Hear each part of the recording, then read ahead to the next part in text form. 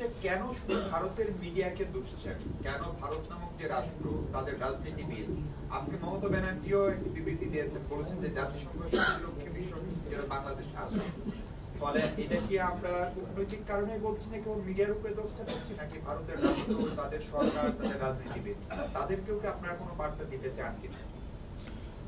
দেখুন, আমরা যে বার্তাটা দিতে চাই সেটা হলো যে এই সরকার কোনো ধরনের কোনো সাম্প্রদায়িক যে কার্যকলাপ সেটাকে বরদাস্ত করবে না, এবং সেটা হিন্দু বলে কথা নয়, মুসলিম বলে কথা নয়, আমরা সবাইকে সমান চোখে দেখব, এবং এই মেসেজটা আমরা সবাইকে দিতে চাই, পার্টিকুলার কোনো একটা অংশকে না, সবাইকে এই মেসেজটা দিতে চেয়েছি। এবং এটাও আমরা বলেছি যে এ ব্যাপারে আইন তার গতিতে চলবে, এবং সেখানে যদি কেউ বিশৃঙ্খলা সৃষ্টির চেষ্টা করে অবশ্যই সেটাকে শক্ত হাতে দমন করা হবে। এই মেসেজটা সবার কাছে গেছে। এখন আপনি যেটা বলছেন যে পার্টিকুলার কাউকে, এটা আমরা যখন সরকারি পর্যায়ে যখন কোনো রিয়াকশন আমরা দেখি, আমরা সেটা প্রতিবাদ করি সরকারিভাবেই, সেটাই। আর বাকিটুকু আমরা ইন জেনারেল টার্মসে আজকে কথাবার্তা বলেছি। আমরা তো কোনো কাউকে দোষারোপ করার জন্য আসছি, আমরা শুধু আমাদের অবস্থানটাকে শক্তভাবে উল্লেখ করার জন্য এসেছি।